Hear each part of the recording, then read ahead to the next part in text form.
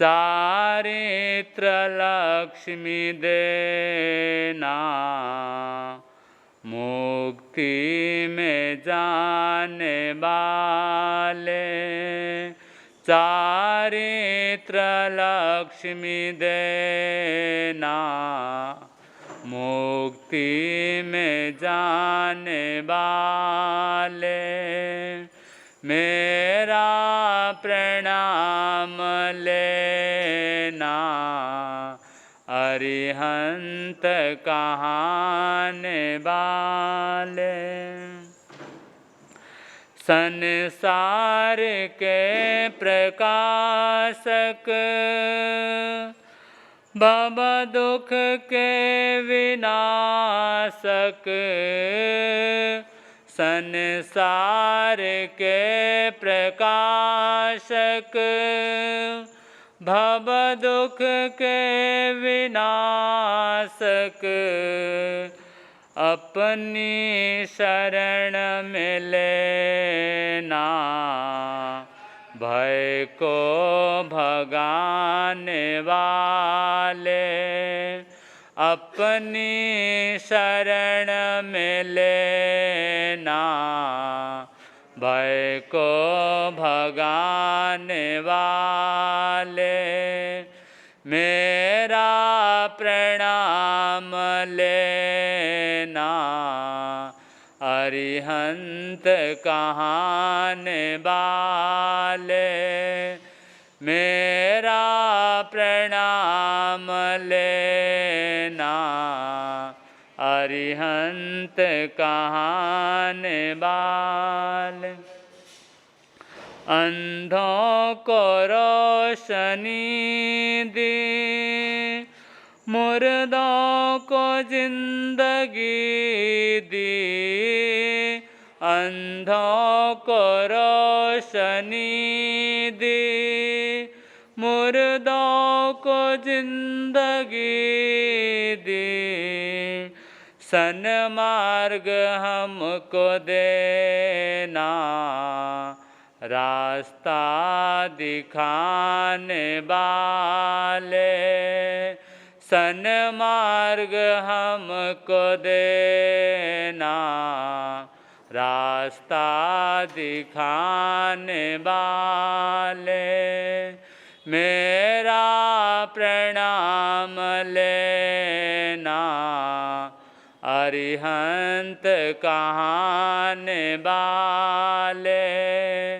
मेरा प्रणाम लेना, अरिहंत कहाने वाले। हो धर्म के प्रदाता, शिव मार्ग के विधाता।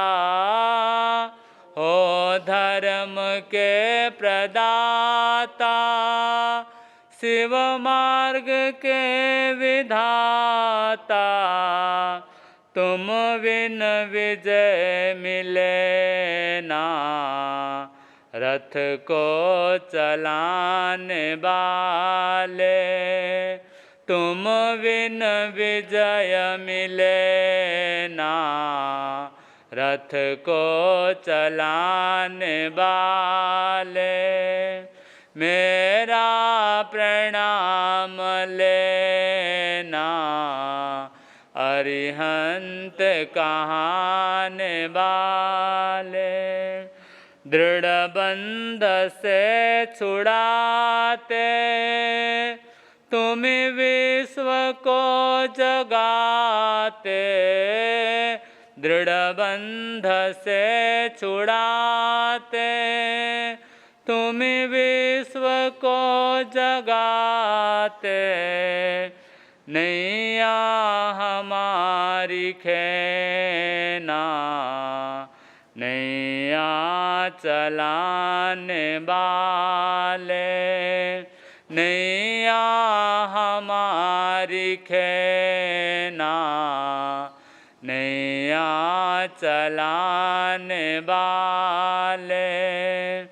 मेरा प्रणाम लेना, अरिहंत कहाने वाले मेरा प्रणाम लेना। अरिहंत कहाने वाले चारित्र लक्ष्मी देना। मुक्ति में जाने वाले चारित्र लक्ष्मी देना।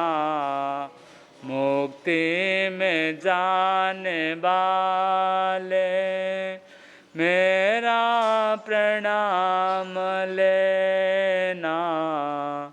अरिहंत कहाने वाले मेरा प्रणाम लेना।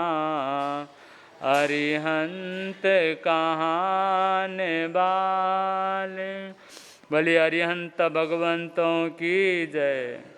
पालो दृढ़ आचार जैनो सब मिलकर। हाँ पालो दृढ़ आचार जैनो सब मिलकर। प्रातः काल सदा उठ जाओ। प्रातः काल सदा उठ जाओ। अपने निज स्थानक में आओ। अपने निज स्थानक में आओ। आलस दूर निवार जैनो सब मिलकर।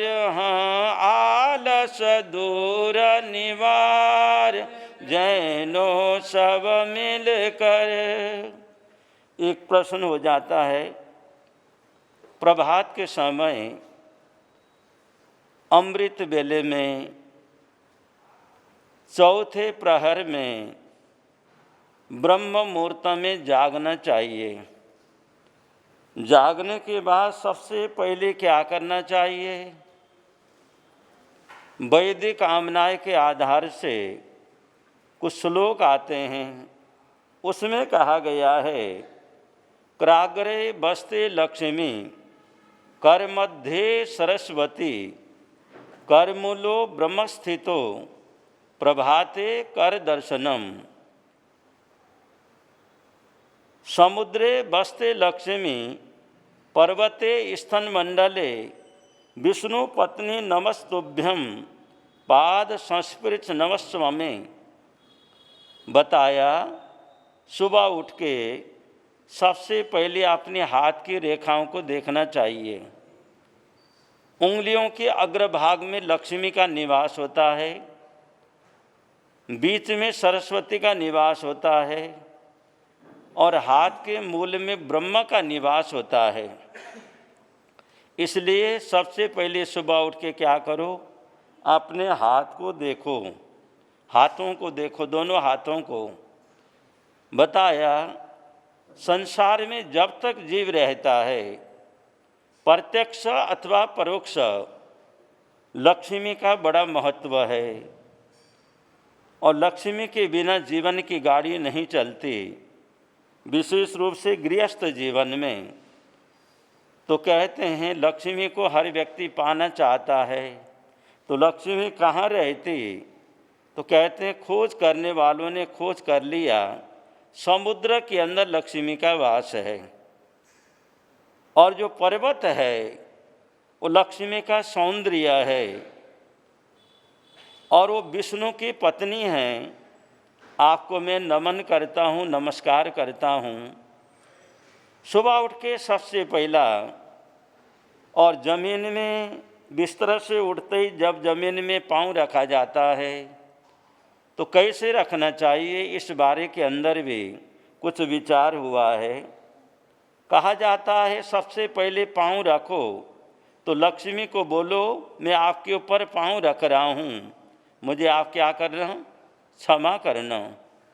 और साथ में ये लिखा है भारत के प्रधानमंत्री भारत माता की जय बोलते हैं तो ये भारत को, संपूर्ण भारत को माता कहा गया है, लक्ष्मी माता कहा गया है, इसलिए इनकी जय बोला जाता है। तो वहाँ पर उनके ऊपर पाँव न रखे तो भी काम नहीं चलता, जमीन में पाँव रखे बिना तो किसी का भी गुजारा हो नहीं सकता। तो पहला क्षमा मांगो, फिर उसके ऊपर पाँव रखो। एक दूसरा विचार आया है और उसके अनुसार कहते हैं सबसे पहले कौन सा पाँव आगे रखना चाहिए जिससे हमें कार्य की सफलता हो जाए। तो कहा जाता है हमारा ये सूर्य स्वर है, ये चंद्र स्वर है, और सूर्य स्वर जो है अगर चालू है तो दायां पाँव सबसे पहले ज़मीन में रखना चाहिए। अगर चंद्र स्वर चालू है तो बायां पाँव सबसे पहले क्या करना चाहिए, ज़मीन में रखना चाहिए। और फिर उसके बाद में जहाँ भी जाते हैं सबसे पहला कदम अगर रखना हो तो जो स्वर चालू है वो पाँव क्या करना चाहिए, रखना चाहिए। इससे कार्य की सफलता की ज़्यादा संभावना होती है। गुरुदेव आराध्य गुरुदेव श्री सुमति प्रकाश जी महाराज प्रायकर फरमाया करते हैं, कृपा किया करते हैं, सुबह उठ के सबसे पहला दोनों हाथ की हथेली जोड़ के और उसके अंदर जो अर्ध चंद्राकार की रेखा होती है सबसे पहले उसको देखना चाहिए। और उसके ऊपर दोनों हाथों की जो उंगलियां हैं और उंगलियों के 12 और 12 24 पर्व होते हैं उनका ध्यान करना चाहिए। और उनका ध्यान कैसे करना चाहिए उस बारे में गुरुदेव फरमाते हैं, कृपा करते हैं। और उन 24 पर्वों को देख के लोगस्य का पाठ पढ़ना चाहिए। लोगस्य के पाठ में 24 तीर्थंकर भगवान की स्तुति है। वह हमारे आराध्य परमात्मा हैं, देवता हैं, भगवान हैं, उनका ही ध्यान करना चाहिए। वरना सांसारिक लोग क्या सोचते हैं, आज मैंने सुबह उठते ही उसका मुंह देखा ऐसा हो गया, उठते ही उसका मुंह नज़र आया था इसलिए क्या हो गया, ऐसा हो गया। ऐसा नहीं, अपने हाथ को देखो और उनकी रेखाओं को देखो और वहाँ पर भगवान का ध्यान करो, लोगस्य का पाठ करो। गुरुदेव तो फरमाते हैं, कृपा करते हैं, 41 लोगस का क्या करना चाहिए, ध्यान करना चाहिए। जितना संभव हो लोगस्य का सबसे पहले क्या करना, ध्यान करना।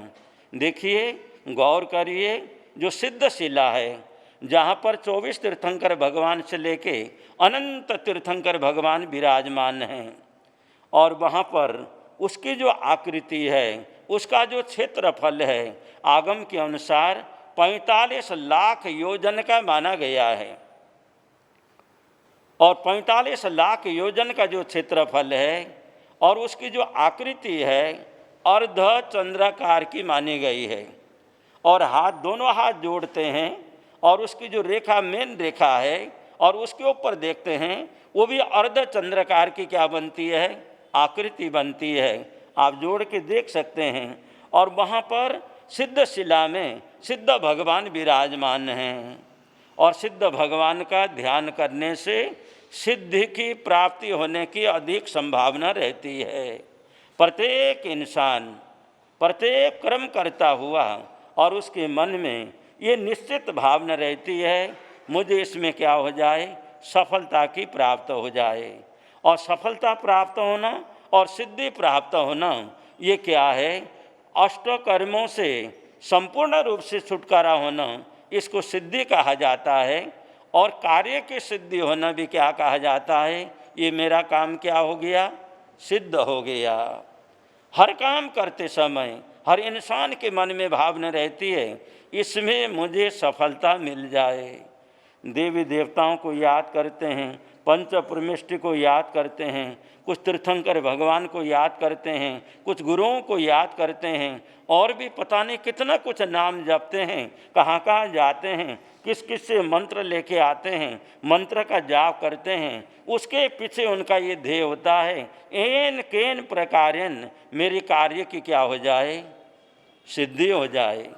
किसी के पास में खाने के लिए रोटी की कमी है, किसी के पास रहने के लिए मकान की कमी है, किसी की शादी नहीं हो रही है, किसी का कारोबार विशेष नहीं चल रहा है, किसी का संतान नहीं हो रहा है, और किसी को प्रतिष्ठा कम मिल रही है, किसी के घर में झगड़ा भी होता है, और कहीं बीमारी मुंह आके खड़ी है। संसार में कितनी प्रकार की समस्याएं हैं। आगम के अंदर बताया है, जन्म दुखम जरा दुखम रोगानिय मरणानिय अहो दुखो संसारो जत्थ किसंति जंतवो। संसार में दुखी दुख क्या है, भरा हुआ है। और जब तक हम संसार में रहेंगे, कर्म सहित रहेंगे, स्वकर्म रहेंगे, पूरी तरह से दुख से छुटकारा मिलने वाला नहीं है। फिर भी हम चाहते हैं थोड़ा सा राहत मिले, थोड़ा सा छूट मिले, थोड़ी सी शांति मिले, और थोड़ा सा हम क्या करें, मन की भावना, मनोरथ, मनोकामना पूर्ण कर सकें। उसके लिए अनेक प्रकार के उपक्रम हम क्या करते हैं, सुबह उठ के शाम को सोने तक वही उपक्रम हमारा चालू रहता है।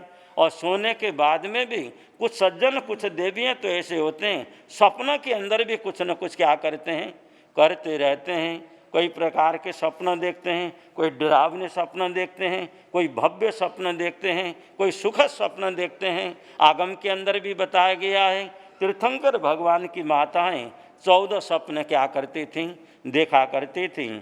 मांडलिक राजा की माताएं एक सपना देखा करती थी, वासुदेव की माताएं 7 सपना देखा करती थी।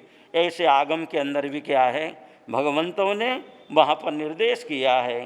तो सबसे पहला सुबह उठ के क्या करना चाहिए, इस भजन के अंदर बहुत अच्छा बताया, सबको समझ में आने वाली बात बताई। प्रातः काल सदा उठ जाओ, अपने निज स्थानक में आओ, अपने निज स्थानक में आओ, आलस दूर निवार, जैनो सब मिलकर, हाँ आलस दूर निवार, जैनो सब मिलकर। तो आगे निर्देश दिया है, थानक में आके हमें क्या करना चाहिए। थानक में आने वाले भी कई प्रकार के होते हैं, कुछ भजन के लिए आते हैं, कुछ भोजन के लिए आते हैं, कुछ पढ़ने के लिए आते हैं, और कहीं कहीं जगह देखा जाए कुछ लड़ने के लिए भी आते हैं। पर आना किस लिए चाहिए, तो बहुत अच्छा निर्देश यहाँ पर दिया है। संतों को पंचांग नमाओ, देव धर्म को मन में ध्याओ, जपो मंत्र नवकार, जैनो सब मिलकर, जपो मंत्र नवकार, जैनो सब मिलकर। सबसे पहले थानक में आके संतों को पंचांग नमाओ। संतों को क्या करना चाहिए, 5 अंग नमाना चाहिए। 5 अंग में एक मस्तिष्क, 2 हाथ और 2 घुटने, ये 5 अंग हैं। इनको नमा के झुका के संतों को क्या करना चाहिए, नमन और वंदन करना चाहिए। यह हमारी प्राचीन स्वस्थ आदर्श और महनीय परंपरा है, इसको कभी भी विस्मृत नहीं करना चाहिए। भाव सहित अगर वंदना करते हैं तो जगन्य 2 करोड़ केवली और उत्कृष्ट 9 करोड़ केवलियों को वंदना होता है। जगन्य 2000 करोड़ मुनि और उत्कृष्ट 9000 करोड़ मुनियों को क्या होता है, वंदना होता है। बहुत लाभ है, बहुत पुण्य है, बहुत कमाई है, और इतनी जबरदस्त कमाई है। वंदना के द्वारा बहुत लाभ होता है, और उसमें से एक शब्द आता है दाक्षिण्य भाव की प्राप्ति। हम किसी को कुछ बोलते हैं, आज्ञा भी देते हैं, कई बार निर्देशित करते हैं ऐसा करो। जिसके अंदर दाक्षिण्य भाव होता है उसकी बात दूसरा टाल नहीं सकता। मैंने गुरु महाराज लोह पुरुष तपस्वी श्री ओम मुनि जी महाराज के मुखारविंद से बहुत बार सुना है। पंजाब के श्री स्वामी श्री प्रेमचंद जी महाराज के अंदर दाक्षिण्य भाव था। वो जो बोलते थे वो क्या है, तत्क्षण हो जाया करता था। इतना रोब था उनका, इतना तेज था उनका, इतनी ऊर्जा थी उनके अंदर। और उनकी प्रवचन सभा के अंदर हजारों, 10,000, 20,000, 50,000 तक उनकी प्रवचन सभा के अंदर संख्या हुआ करती थी। और गुरु महाराज फरमाया करते थे, कृपा किया करते थे, बोला आचार्य के होते हुए भी लास्ट में स्वामी प्रेमचंद जी महाराज का प्रवचन होता था और आचार्य भी उनके प्रवचन को सुनते थे और मन में विचार करते थे, बोला भी करते थे, हमने भी शास्त्र पढ़ा है, हमें भी शास्त्र का ज्ञान है, पर स्वामी प्रेमचंद जी महाराज कैसे बोलते हैं, कैसा प्रभाव पड़ता है, कैसे जनता आती है। और बोलते भी जैन तत्व के आधार से, जैन आगम के आधार से। और इनके अंदर ऐसी कला है, और चुटकी के अंदर दूसरों को हंसा देते हैं और चुटकी के अंदर दूसरों को क्या है, रुला भी देते हैं। ऐसा उनके अंदर दाक्षिण्य भाव था। जहाँ कदम रख दिया, जो बोल दिया, और वो क्या है, पत्थर की लकीर हुआ करता था। तो ऐसा कहते हैं वंदना के भाव के द्वारा प्राप्त होता है। एक जिज्ञासा मेरे मन में भी जागी और लोग भी अक्सर पूछा करते हैं। और भरत चक्रवर्ती थे और बाहुबली क्या थे, चक्रवर्ती नहीं थे। और फिर भी बाहुबली से भरत कैसे पराजित हो गए, उसके अंदर जवाब आया, बाहुबली ने पूर्व भव के अंदर रुग्ण, बाल और वृद्ध तपस्वी मुनियों की सेवा किया और उनको पंचांग नमा के क्या किया, नमो लोए सब सावनम की अपेक्षा से बंधन और नमन किया। और साथ में ब्रह्मचार्य का विशुद्ध पालन किया, संयम का विशुद्ध पालन किया।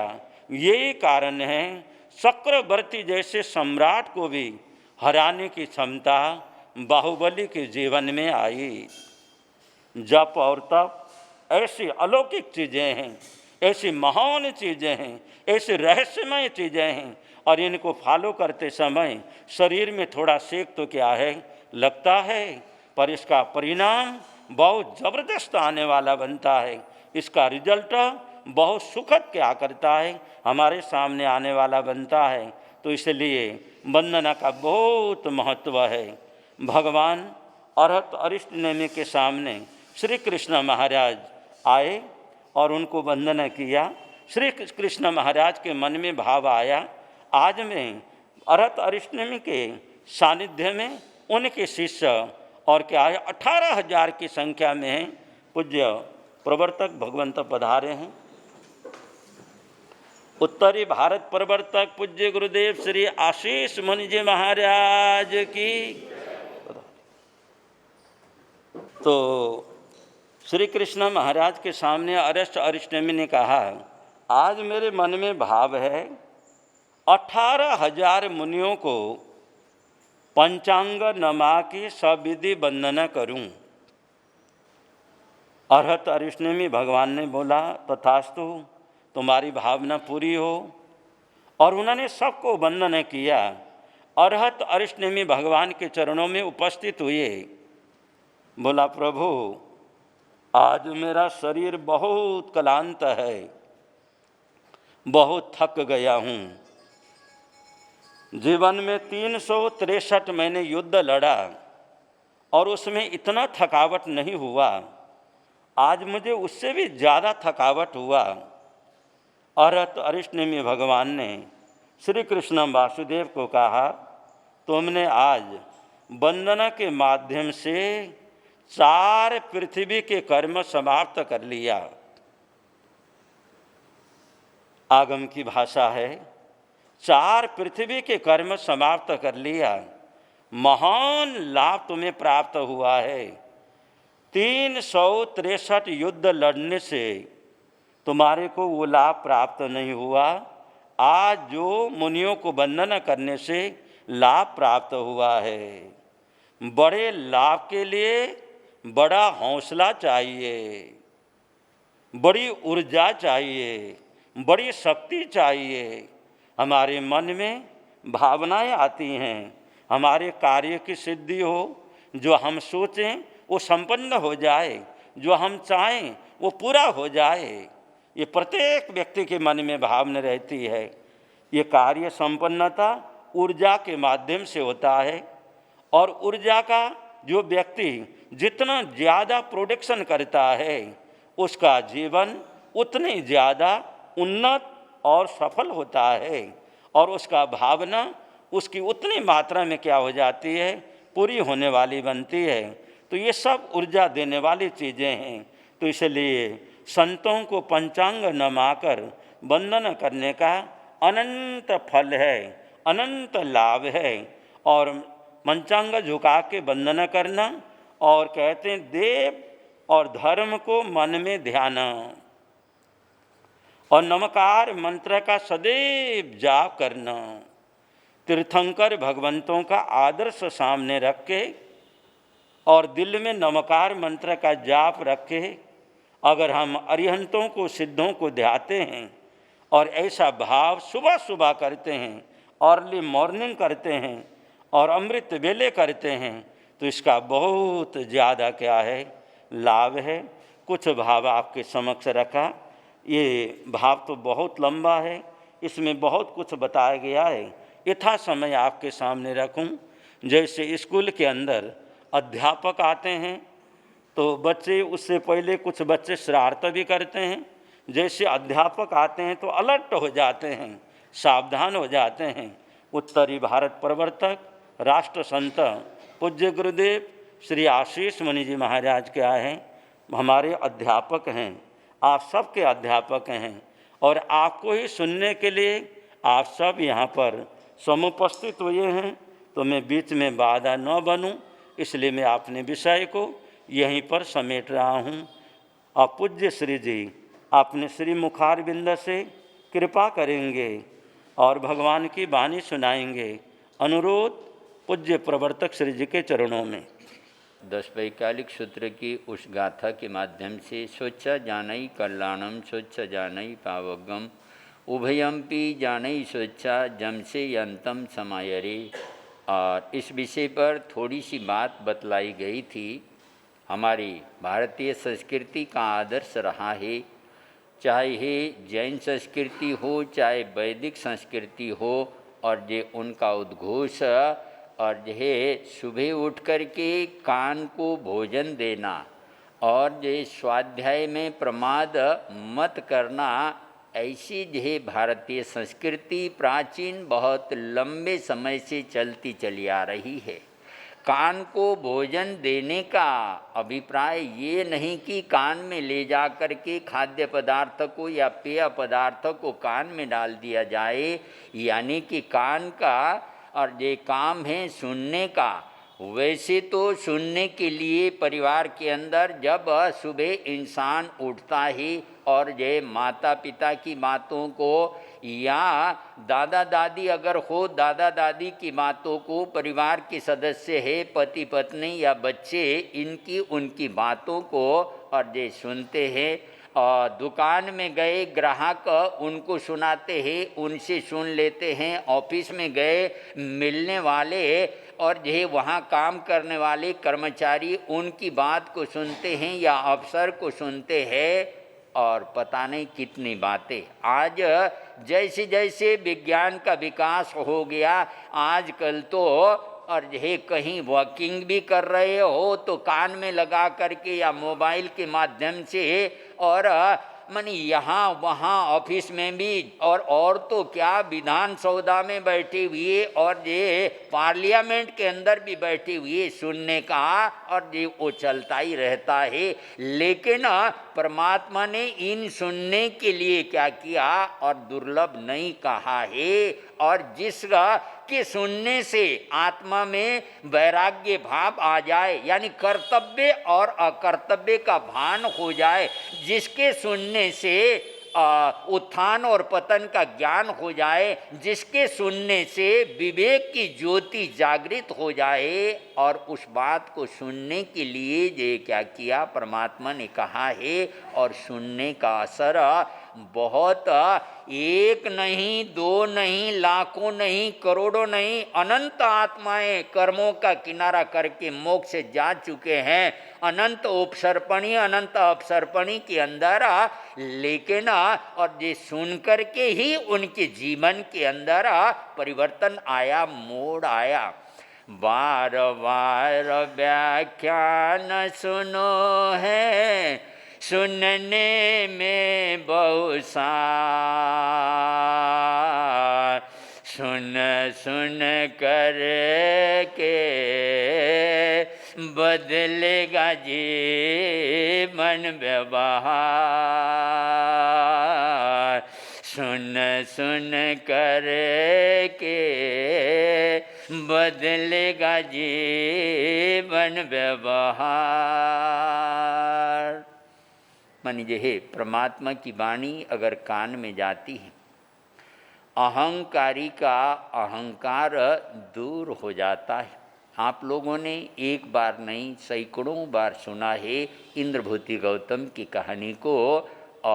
अहंकार में भर करके भगवान महावीर को हराने के लिए और चले थे। ये कोई इंद्रजाली यानी जादूगर आया है, अपने जादूगरी की विद्या से ये लाखों लोगों को अपनी तरफ आकर्षित कर कर के ले रहा। मैं जाता हूँ और ये जाकर के प्रश्न रखता हूँ और ये फिर पता चल जाएगा जादूगरी कैसी होती है। अपने आप पर, अपने प्रश्न पर इतना गर्व था इंद्रभूति गौतम का, लेकिन परमात्मा के चरणों में गए और उनके मन जे स्वागत में भगवान ने कहा आइए, और जे आपका आना और जे हितकर है, कल्याणकारी है, उत्थान कारक है। और जो मैं उस विषय को, उस कहानी को लंबा न ले जाऊं। और ये परमात्मा ने, तुमने वेद पढ़ा, वेदांग पढ़ा, छंदोग्य पढ़ा, उपनिषद पढ़ा और ये बहुत शास्त्र पढ़ लिए, लेकिन शरीर में आत्मा है या नहीं है, आत्मा है तो किस रूप में है, और इसका उत्तर तुम अभी तक नहीं कह पाए। और जब परमात्मा ने ये प्रश्न कहा, ये बात उसके मन की बात कही, तो काटो तो खून नहीं, जैसे पैरों तले जमीन खिसक गई हो, हद हो गई, कमाल हो गया। आज तक मैंने ये प्रश्न किसी के सामने पूछा नहीं था, लेकिन इन्होंने मेरे मन की बात को जानी, तो जानी कैसे, उसके साथ साथ में उत्तर भी दे दिया। जैसे दूध में घी, जैसे तिल में तेल, जैसे गन्ने में मिठास, जैसे लकड़ी के अंदर अग्नि का निवास होता है, इसी तरह से शरीर के अंदर आत्मा, आत्मा के माध्यम से ही हम सुन रहे हैं, आत्मा के माध्यम से ही देख रहे हैं, आत्मा के माध्यम से ही सूंघ रहे हैं, चख रहे हैं। अनुभूति, गर्मी लग रही, सर्दी लग रही है, और ये हल्का है, भारी है, चिकना है और लूखा है, आदि आदि ये अनुभव सब कुछ, और ये आत्मा के माध्यम से ही। आत्मा राम अगर शरीर से निकल जाए तो पांचों के पांचों इंद्रिय होने के बावजूद भी कुछ नहीं, बस इतने से शब्दों के अंदर ऐसा परिवर्तन, ऐसा परिवर्तन समर्पित हो गए परमात्मा के चरणों में। ऐसा सर्वतोभावे न समर्पित विश्व और ये कोश के अंदर ऐसा कोई शिष्य इस अवसर्पणी काल में मिलेगा नहीं, जैसा समर्पित इंद्रभूति गौतम भगवान महावीर के प्रति अहंकार पूरा का पूरा ये क्या हो गया, विसर्जित हो गया। समर्पित भाव से छोटे छोटे प्रश्न भी भले आता भी हो, और ये आम साधारण जनता के हित के हिसाब से उन प्रश्नों को पूछ करके समाधान पाते थे। अकेले इंद्रभूति गौतम नहीं बदले, 500 उनके शिष्य, 500 अग्निभूति उनके भाई थे, अग्निभूति वायुभूति भी उनके भाई थे, 500 शिष्य, 1500 ये हो गए। इसी तरह से 11 प्रमुख ब्राह्मण और 4400 ब्राह्मण परमात्मा की वाणी सुन करके एक साथ में ये क्या हो गए, परमात्मा के चरणों में दीक्षित हो गए, कैसा नज़ारा होगा वो। और विचार कीजिए, सोचिए। तो मतलब ये है परमात्मा की वाणी का प्रभाव, अहंकारी का अहंकार दूर हो जाता है। और काम वासना अगर ये जागृत हो रहे हैं और उनको भी वाणी सुनने को अगर मिल गए तो उनके जीवन के अंदर भी रथनेमी जो कि भगवान अरिष्टनेमी नाथ भगवान का संसारी पक्ष का ये छोटा भाई और ये परमात्मा के चरणों में दीक्षित हो गए। अब एकांत रूप से साधना करने के लिए और ये गुफा में बैठे। लेकिन राजुल अपनी एक संयम लेने के बाद 1000 साध्वियों के साथ अरिष्टनेमिनाथ भगवान के दर्शन पाने के लिए गिरनार पर्वत में चढ़ते हुए ऐसी आंधी ऐसे तूफान और उसके कारण साध्वियाँ तितर बितर हो गई, कोई इधर कोई उधर, बरसात से बचने आधी तूफान से बचने। और जो है राजीमती साध्वी राजुल और वो एक गुफा में मन जे पहाड़ चट्टान बाहर निकला हुआ, अंदर खुली जगह, ऐसी जगह पर गई। इधर देखा उधर देखा, कहीं कोई भी नहीं है और मानी सारे कपड़े भीगे हुए थे और इसीलिए देखा यहाँ कोई बिल्कुल एकांत गुफा है, चलो कपड़ों को और ये सुखाने के लिए उन शिलाओं के ऊपर डाल दिया। योग ऐसा अंदर रथनेमी साधना में बैठे थे और जो है और रूप और सौंदर्य की खान और ये राजुल को देख कर के उनके मन के अंदर ये क्या हो गए, विकृति आ गई, विषय जागृत हो गए आकर के और ये विषय की याचना करने लगे और घबरा गई। तो बतलाया कि ये डरने की कोई बात नहीं है और मैं रथनेमी और भगवान शास्त्र में वर्णन आता है जातिवान और कुलवान। जातिवान जिसकी माता, उसका आचार, उसका विचार, उसका संयम और शुद्ध हो, निर्मल हो, पवित्र हो और उसकी माता की माता, माता की माता वो भी और चरित्रवान हो और ये 100 दारा संतोष व्रत और ये पुरुष के लिए अपनी नारी और ये नारी के लिए अपने पति को छोड़ करके पर पुरुष अपने भाई के समान, अपने पिता के समान या अपने बेटे के समान ऐसी पवित्र भाव लेकर के चलने वाली जो नारी हो और ये उसकी कुक्षी से पैदा होने वाला बच्चा और ये पिता कुलवान यानी पिता वो भी सदाचारी हो और 100 दारा संतोष बरता अपनी नारी को छोड़ करके और पराये नारी को अपनी माँ, अपनी बहन या अपनी बेटी की समान समझ करके चलने वाला हो। और ये ऐसे ये जातिमान कुलवान को ये संयम के मार्ग पर आगे चढ़ाने की बात शास्त्र के अंदर वर्णन आता है। समझ गई, खानदानी है ऐसे तो कोई और ये बलात्कार के मुद्रा में तो ये नहीं आएगा। उस आधार पर कपड़े को अपना समय अपने शरीर को ढक लिया, समेट लिया और उसके बाद जो फटकार लगाई, धिक्कार हो अपयश का कामी और यह है ऐसे और ये कुल में ऐसे खानदान में पैदा हो करके बंतम इक्षसी आबे से अंते मरणम भवे और ये उल्टी किए हुए को और ये चाटना चाहता है कुत्ते की तरह, ऐसे जीवन को जीने से तो ये क्या हो और ये मरण ही अच्छा है। धीरज तो धिक्कार है तुमको। एक तरफ तो परमात्मा कहते हैं संत को, साध्वियों को पीड़ाकारी, छेदकारी, भेदकारी, कलहकारी, निश्चयकारी, मिश्र खोटी भाषा नहीं बोलना। भाषा समिति का विवेक करके सोच समझ करके भाषा का उच्चारण करना और ये दूसरी तरफ धिक्कार हो अपयश का कामी, ऐसे जीवन जीने से तो तुझे मरना ही अच्छा है।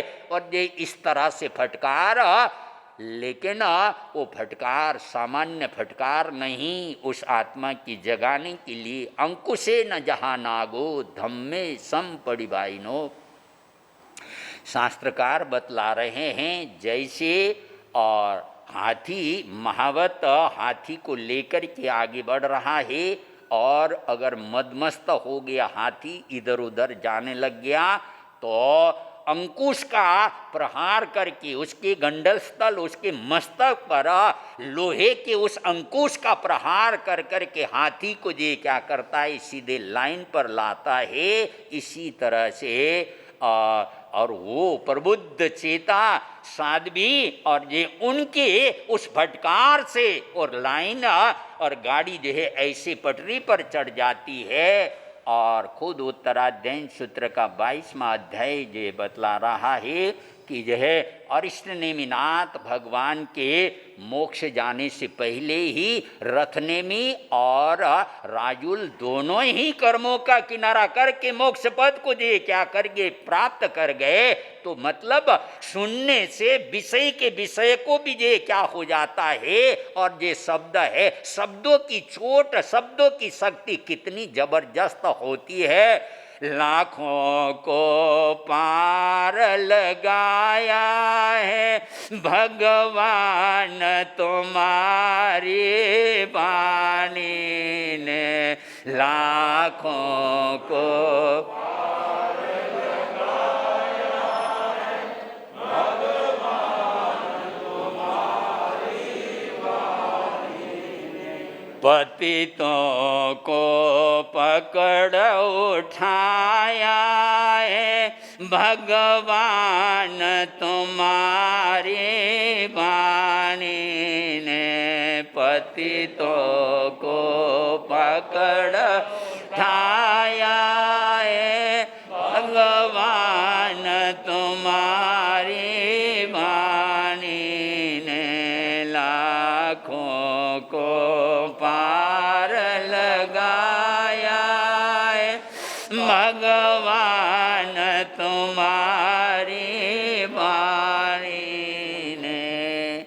आगम शास्त्र भरे पड़े हैं ऐसे उद्धरणों से, इतिहास भरे पड़े हैं, साहित्य भरा हुआ है। और कभी कभी और ये सामान्य से और ये व्यक्ति की बात भी जीवन में आमूल चूल परिवर्तन मोड़ लाने वाला।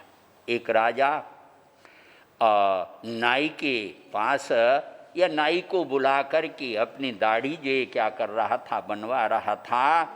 और यह राजा ने कहा और ये कोई कहानी सुनाओ। भला मैं क्या कहानी सुनाऊं।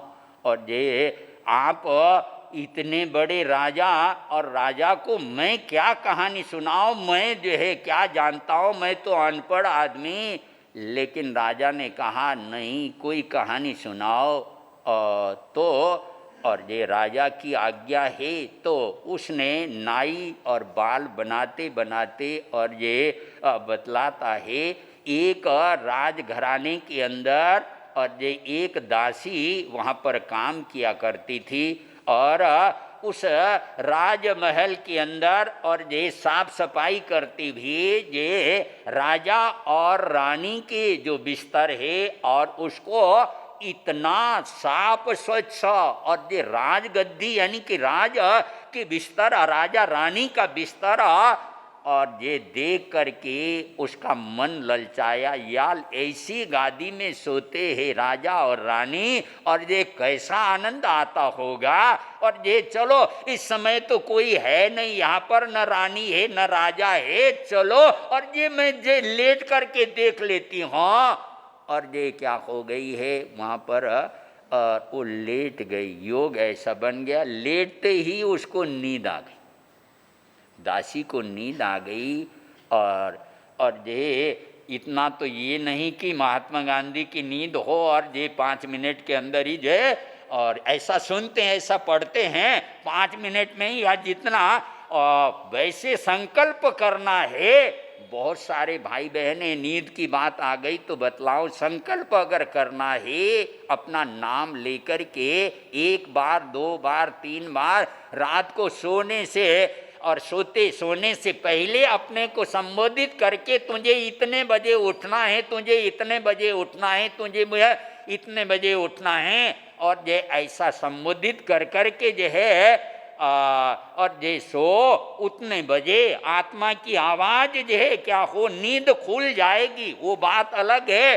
खुमारी में हाँ अभी बहुत सारे तो ऐसा सुनते हैं अलार्म लगा करके जी क्या करते सोते हैं, लेकिन अलार्म भी बज जाता है और ये नींद ऐसी मीठी लग रही ऐसे है उसकी खुमारी नींद की है, अलार्म को बंद करके हाँ अभी उठ जाएंगे इसने जगाया, और घंटा 2 घंटा कितना और सोते रहेंगे। तो और ये जब रानी आई और ये दासी को अपने बिस्तर पर सोते हुए देख करके उसके तन बदन के अंदर आग लग गई, ऐसे आग लग गई कि क्रोध में मन जी और दूसरी दासी को उसमें से चाबुक मंगा करके उसके ऊपर कोड़े, जैसे घोड़े को और जैसे घोड़सवार और यह घोड़े को कोड़े मार करके उसको तेज भगाने शुरू करते हैं, या उसको लाइन पर लाने की लगाम खींच के और कोड़े मार करके उसको इसी तरह से उसके ऊपर कोड़े पड़ने शुरू हो गए। तो और जैसे ही कोड़े 1-2 कोड़े पड़े नींद खुल गई, घबरा करके रानी साहिबा ये खड़ी है और ये नीचे उतर आई, रोने की जगह पर अट्टहास कर करके खिलखिला करके हंसने शुरू कर दिया। मन जी रानी को ऐसा लगा कोई राक्षस आकर के ये हंस रहा हो और इतने कोड़े मैं मार रही हो और ये इस तरह से बाहर चोट उसको आ रही है, और लेकिन वो मन ये रोने की जगह दुख मनाने या शरीर के उस जगह को मसलने के और वेदना से हाथ लगाने की जगह तो हट्टहास कर करके हंसने लग गई। बात क्या है? रानी ने उसको पूछा और वो कहती रानी साहिबा मैं तो और ये बिस्तर को जो सलबटे वगैरह चादर में सलबट वगैरह थी उसको ठीक ठाक कर रही थी, मेरे मन में आ गया थोड़ी देर के लिए रानी साहिबा राजा तो यहाँ पर सोते हैं और वो आनंद लेते हैं, ऐसे बिस्तर में सोने का आनंद कैसा होगा इस ऐसा समझ कर के मैं लेटी थी, मुझे नहीं पता कि मुझे नींद आ गई और थोड़ी देर के लिए मैं सो गई तो कोड़े पर कोड़े ये जो है क्या हो गए पड़ गए हैं। आप तो जिंदगी भर इसी बिस्तर पर सोती हैं, फिर आपका क्या होगा? आप तो जिंदगी भर इसी बिस्तर पर सोते हैं, फिर आपका क्या होगा? मन जे ये सोच कर कि मुझे क्या हो रही है हंसी आ गई, और नाई मने बाल बना रहा है और राजा को कहानी सुना रहा है, और ये कहानी सुनते सुनते राजा खड़ा हुआ और ये नीचे झुक करके नाई के चरण पकड़ने लग गया। आज तो तूने मुझे ऐसी शिक्षा दी, ऐसे ज्ञान दी, और ये ज्ञान तो मुझे आज बड़े बड़े महात्माओं के और बड़े बड़े ज्ञानी के माध्यम से भी नहीं मिला था। तू मेरा गुरु, मैं तेरा चेला अब चला, और मैं संयम के मार्ग पर अब मुझे प्रतिबोध मिल गया, मुझे ज्ञान मिल गया अब तो, और मैं वाकई और आसक्ति कैसी होती है, मूर्छा कैसी होती है, जागने का वक्त आ जाए तो नाई के और छोटी सी कहानी भी जीवन में ऐसा परिवर्तन ऐसा मोड़ लाने वाली बनती। बहुत बार बने युवा साथियों को भाइयों को प्रेरणा करने के लिए मैं और सुनाता हूँ बोलता हूँ, जब हाथ जोड़ कर के सामने खड़े हो तो उनके दोनों जोड़े हुए हाथ को पकड़ कर के वो कहानी सुनाता हूँ, और वो आपको भी सुनाता हूँ यहाँ पर। चलिए, हो सकता आप में से पहले सुना भी होगा, आपके सामने सुनाया गया होगा। गुजरात का राजकुमार, पिता गुजर गया, अब वो राजा बन गया, पता नहीं 12 या 13 साल की उसकी उम्र थी।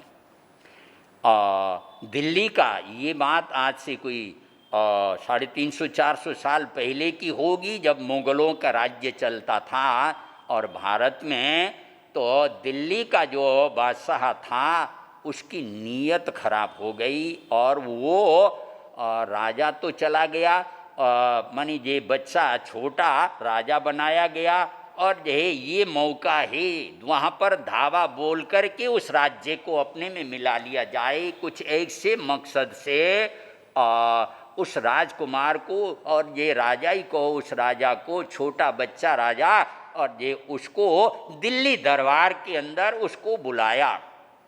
जब उस राजा की यानी बेटे की माँ उसको पता चला तो उसने माँ ने, बेटा अगर और बादशाह ये पूछे तो ये उत्तर देना, ये पूछे तो ये उत्तर देना, ये वो पूछे तो ये उत्तर देना। ठीक है, सुनता रहा बेटा, हाँ माताजी। और फिर उसने बेटे ने पूछा, माँ अगर और इससे हट कर के जो आपने मुझे बतलाया, इससे हट कर के अगर कोई प्रश्न माँ बादशाह ने पूछा तो मैं क्या उत्तर दूं? माँ ने कहा, बेटा आप अपनी सोच से, अपनी बुद्धिमत्ता से, अपने बुद्धि से उसका उत्तर दे देना। ठीक है। और ये वो राजकुमार, वो राजा दिल्ली दरबार पहुंच गया और ये दरबार में ऐसे हाथ जोड़ कर के बादशाह के सामने, और यह गुजरात का बच्चा राजा यानी 12-13 साल का किशोर राजा, और ये वो ऐसे हाथ जोड़ करके खड़ा था। राजा ने, बादशाह ने उसके दोनों हाथ को, जोड़े हुए हाथ को ऐसे पकड़ लिया। बोल तेरा रक्षक कौन? बच्चे ने कहा कि जी मेरे रक्षक आप, मेरे रक्षक आप। राजा बादशाह हैरान, यार इसका रक्षक मैं, मेरे अंदर तो भाव ऐसा है कि इसको राज्य को ही वो करने का, और ये कहता मेरे रक्षक आप, हो कैसे? बादशाह ने पूछा वो कैसे?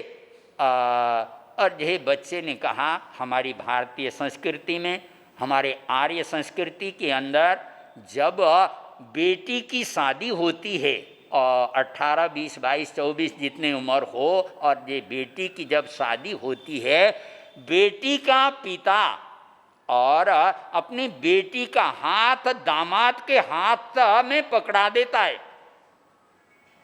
ये तो शादीशुदा आप लोगों को पता होगा ना, हाथ पकड़े तो होंगे ना, बोलो तो सही, पकड़े हैं?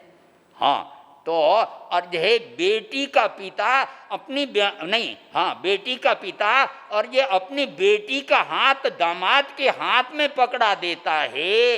वो दामाद एक हाथ को पकड़ा है, पूरी जिंदगी निभा लेता है। आपने तो मेरे दोनों हाथ पकड़ लिए हैं, और यह इसीलिए आप मेरे रक्षक। कहते ना, first impression is last impression. और ये वाणी का प्रभाव ऐसा हुआ, ऐसा हुआ, यार कमाल है, गजब कर दिया। हाँ मैं तेरा रक्षक। बात कुछ नहीं, बात बहुत कुछ है। बात ही बात की और ये कला हो, और ये टेक्निक बुद्धि हो, और समझदारी हो। आखिर अकबर बादशाह के दरबार में और बीरबल का इतना डंका और ये इतना वर्चस्व और क्यों था? बुद्धि का ही तो था। मन जी कब, कहाँ, किस समय किसको क्या कहना है और कैसे उत्तर देना है, कैसे हैंडल करना है, और ये सब बातों के अंदर माहिर। और ये बुद्धि ऐसी उत्पात या बुद्धि यानी कि पहले कभी पढ़ा नहीं, पहले कभी सुना नहीं, लेकिन जो प्रश्न आया और ये तुरंत उसका उत्तर ये क्या हो जाए, बुद्धि में सूझ जाए, उसको कहते उत्पात या बुद्धि। तो और ये ऐसा ही बच्चे ने ऐसा खूबसूरत उत्तर दे दिया, और उत्तर को सुन करके बादशाह बहुत खुश हो गया। उसके सिर के ऊपर हाथ रखा और छाती से उसको लगाया। हाँ मैं तेरा रक्षक। और ये बुलाया था राज्य हड़पने के लिए, अब बहुत कुछ माल ताल और ये इनाम उसको दे करके हाथी में उसको बिठा करके ये क्या करता है। और ये शब्दों का ही तो प्रभाव है, सुनने का तो प्रभाव। परमात्मा ने कहा सोचा जानई कल्याणम, सोचा जानई पावगम। सुन करके कल्याण के मार्ग का पता चलता है। और सुन करके पाप के मार्ग का टाइम हो गया। लेकिन कहने के लिए तो क्रोधी का क्रोध दूर हो जाता है, अभिमान का अभिमान दूर हो जाता है, और यह विषय विकारी का विकार दूर हो जाता है, लोभी का लोभ, रागी का राग दूर हो जाता है, द्वेषी का द्वेष दूर होता है। बहुत सारे साहित्य में, इतिहास में, आगम में बहुत सारे घटनाएं, बहुत सारे उदाहरण भरे पड़े हैं। तो और ये सुन करके बहुत कुछ परिवर्तन, बहुत कुछ मोड़ आता है। इसलिए हमारे ऋषियों ने, हमारे मनीषियों ने, हमारे महापुरुषों ने सुबह उठ करके और कान को भोजन दे दो और स्वाध्याय में प्रमाद मत करो, और यह स्वाध्याय करो और परमात्मा की वाणी को सुनो। क्या पता कब, कहाँ, किस समय और ये किसके जीवन में कब किस तरह से मोड़ आ जाए। और कभी कभी पत्नी का ललकार भी जीवन में वैराग्य का कारण हो सकता है। आप लोगों ने तुलसीदास के जीवन को पढ़ा होगा, सुना होगा, और तुलसीदास अपनी पत्नी के प्रति इतना आसक्त थे। और ये पढ़ाई होगा, मैं अपनी तरफ से नहीं बोल रहा हूँ, साहित्य जो बोल रहा है वो मैं आपको बतला रहा हूँ। और ये पीहर गई हुई थी, लेकिन और ये उसका मोह इतना जागृत था, और ये नदी में बाढ़ आई हुई, और ये बाढ़ में एक मुर्दा बह रहा था, और उसको भान ही नहीं रहा कि ये मुर्दा है। नाव समझ करके उसी में सवार हो गया और पार हो गया, और यह पहुंच गया अपने ससुराल के यहाँ पर।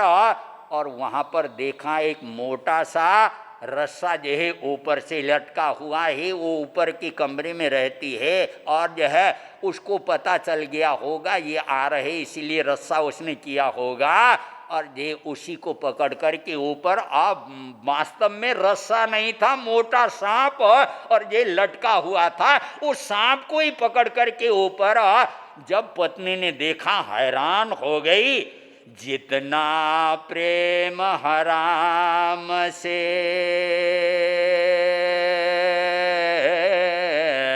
उतना हरि से हो, चला जाए बैकुंठ में, पल्ला न पकड़े कोई, ओ बंदो पल्ला न पकड़े को। क्या कहा, और ये जितना प्रेम हराम से, अरे मेरे शरीर के प्रति जितना राग तुम्हारा है, जितना अनुराग तुम्हारा है, मोह और ये जितना तुम्हारा है मेरे प्रति, अगर परमात्मा की प्रति अगर हो जाए और ये चला जाए वैकुंठ में, यानी कि आत्मा का पार होने में कोई देर नहीं है। पल्ला न पकड़े कोई, कोई उसको रोकने वाला नहीं। बस वक्त की बात, ऐसे मोह के अंदर ग्रसित बना हुआ, और ये तुलसीदास, गोस्वामी तुलसीदास के रूप में ऐसा महात्मा, और ये रामचरितमानस के रूप में, और ये विश्व के 50 भाषाओं से ऊपर जिसका अनुवाद, और यह कितना प्रसिद्ध रामचरितमानस रामायण, और ये उनके पद वगैरह, उनके चौपाइयाँ आदि आदि। तो मतलब ये कहने का ऐसा परिवर्तन, ऐसा मोड़ उसमें आ गया कि वो और सन्यासी बनकर कि सब घर बार छोड़ कर के जी साधना पथ पर चले। तो मतलब ये कहने का परमात्मा की वाणी तो और जीवन में मोड़ और परिवर्तन लाने वाली है। तो और ये सुने कब कहाँ कौन से शब्द हमको अंगड़ाई लाए, जागृति लाए, बोल नहीं सकते हैं, तो टाइम अधिक ले गया हूँ और अधिक न ले जाते हुए परसों और संक्रांत के अवसर पर हमारा आपके यहाँ पर आप लोगों का आग्रह था कि ये संक्रांत हमको मिल जाए, और आए थे। परसों का प्रवचन परसों तो संयुक्त प्रवचन और साध्वी प्रवर्तनी सुधाजी महाराज साहब, किरणा जी महाराज साहब और साध्वी मंडल के साथ पधार गई थी। चतुर्वेद संघ का योग यहाँ पर बन गया था और कल का प्रवचन, आज का भी प्रवचन यहाँ पर संपन्न हो गया है। कल लगभग 5:30 पौने 6 के दरमियान यहाँ से बीरा बिहार करके नूरावाला रोड 2 दिन वहाँ पर कल और परसों का प्रवचन वहाँ पर रहेगा। उसके बाद फिर और यह आत्म गद्दी आचार्य भगवान की वो साधना और भूमि रूपा मिस्त्री गली 20, 21, 22 का हमारा वहाँ पर रहेगा। 23 तारीख को सुबह लगभग 6 बजे, 6:30 बजे और वहाँ से प्रस्थान करके 7:30 से पहले हमें जो है चतुर्मास के लिए, इस बार तो चतुर्मास भी 5 महीने का आ रहा है, तो और ये सुंदर नगर और ये वहाँ पर सुंदर नगर का संघ प्रधान जी वगैरह सब यहाँ पर उपस्थित हैं और आप सब और ये लुधियाने के उपनगर के भाई बहने और ये प्रवचन में उपस्थित हैं। और अधिक लंबा समय न लेते हुए अपने वक्तव्य को यही विराम दे रहा हूँ। 5-5 नवकार का उच्चारण, लेकिन कोई भी भाई और ये बहन अगर खुले मुँह से हो तो खुले मुँह से नहीं बोलेंगे, माने हाथ या रुमाल लगा करके नमो अरिहंतानां नमो सिद्धानां नमो आयरियानां